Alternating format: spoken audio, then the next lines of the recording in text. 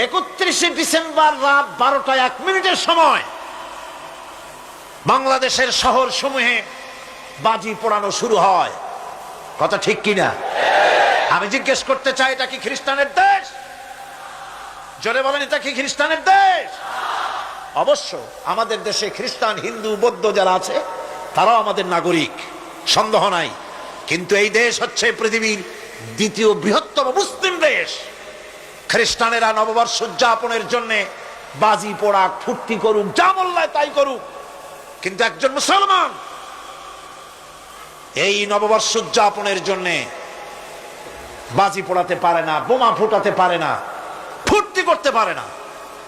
মানে নাই, জাস্টিফিকেশন নাই। এটা যদি করা হয় আপনি খ্রিস্টানদের গোলামি করছেন, এটাই প্রমাণিত হবে। পয়লা বৈশাখ নববর্ষ উদযাপন করা হয় আমাদের দেশে। আজ 2-4 বছর ধরে শুরু হয়েছে পয়লা বৈশাখ উদযাপন করা। পয়লা বৈশাখে সকাল বেলায় বাসন্তী রঙের শাড়ি পরে সারা রাত রাস্তায় আলপনা এঁকে রমনা লেকের পাশে গিয়ে যুবতী আর যুবকরা বাসন্তী রঙের শাড়ি পরে সূর্য উদয়ের পানে করজোড়ে সেদিকে তাকিয়ে বলে, এসো হে নববৈশাখ স্বাগতম হে। বৈশাখও বলে, বাবাজিরা আমারে ডাকতেছো? ওয়েট এন্ড সি, অপেক্ষা করো, আসতেছি। যে বৈশাখকে ডাকা হলো, স্বাভাবিক বৈশাখ কাল বৈশাখীর রুদ্র রূপ ধারণ করে 180 মাইল স্পিডে এসে বাড়ি ঘর কল কারখানা ভাঙ্গা জনমের মতো স্বাগতম হে।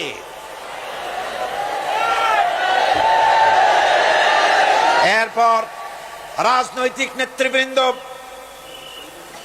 এবং বুদ্ধিজীবী, ছাত্রছাত্রী, শিক্ষক, এক শ্রেণীর শিক্ষক বৃন্দ মঙ্গল প্রদীপ জ্বালিয়ে দিনের সূচনা করেন।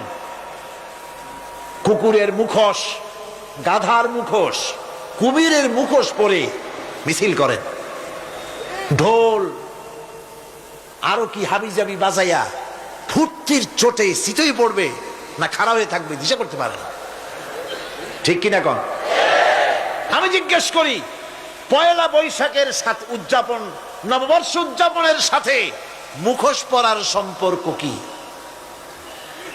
গরু আর গাধার শূকরের মুখোশ পরে আপনি কি বুঝাতে চান যে নতুন বছরটা জাতির সাথে গাধার মতো ব্যবহার করবেন অথবা কুকুরের মতো? নাউযুবিল্লাহি মিন যালিক। মুসলমানদের জন্য জায়েজ নাই, হারাম হারাম।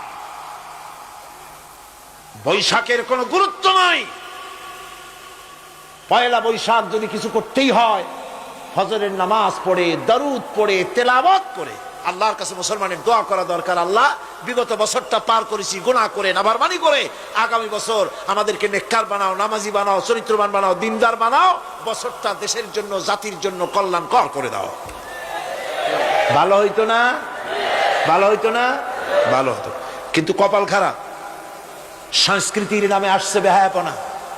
ভারতীয় উৎসব হয় বাংলাদেশে, ইন্ডিয়ান ফেস্টিভ্যাল।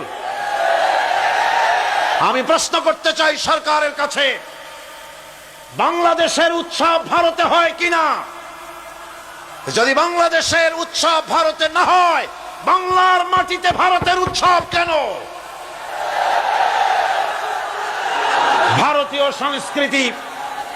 ভারতীয় সংস্কৃতি মুসলমানদের জন্য এইডসের চাইতেও মারাত্মক।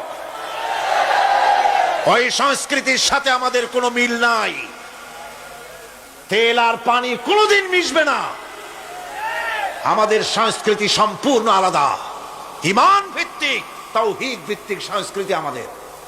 যুবতী মেয়েদেরকে এনে প্রতিদিন সপ্তাহে সপ্তাহে ডজনকে ডজন শিল্পী আনা হচ্ছে আমাদের দেশে, গায়িকা, নর্তকী। আমাদের দেশের ভাবমূর্তিকে নষ্ট করা হয়েছে।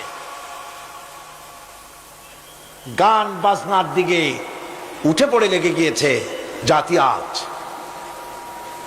এ জাতির দুর্ভাগ্য কোথায় গিয়ে ঠেকবে আল্লাহ পাক জানেন। আমরা মুসলমান, আমাদের উন্নতি, আমাদের উরুজ, আমাদের জাওয়াল, আমাদের উন্নতি আর আমাদের অবনতি কিসে হবে? বিশ্বকবি বলছেন, আ তুঝে বাতাও তকদীরে উমম ক্যা হ্যায়, আ তুঝে বাতাও তকদীরে উমম ক্যা হ্যায়, শমশিরো সনা আউয়াল তাউসর বাবাঘি। এসো, এ জাতির অগ্রগতি আর উন্নতির ইতিহাস তোমারে শোনাই। এ জাতির হাতে যতদিন ছিল তরবারি, এ জাতির হাতে যতদিন ছিল কোরআন, গোটা পৃথিবী তার পায়ের উপরে চুমা খেয়েছে। আর যেদিন কোরআনের পরিবর্তে জাতির হাতে এসেছে তানপুরা, বেহালা, ঢোল, সারিন্দা, নারিন্দা, সারেগামা, পাদানিসা, তখনই কপাল পুড়েছে জাতির।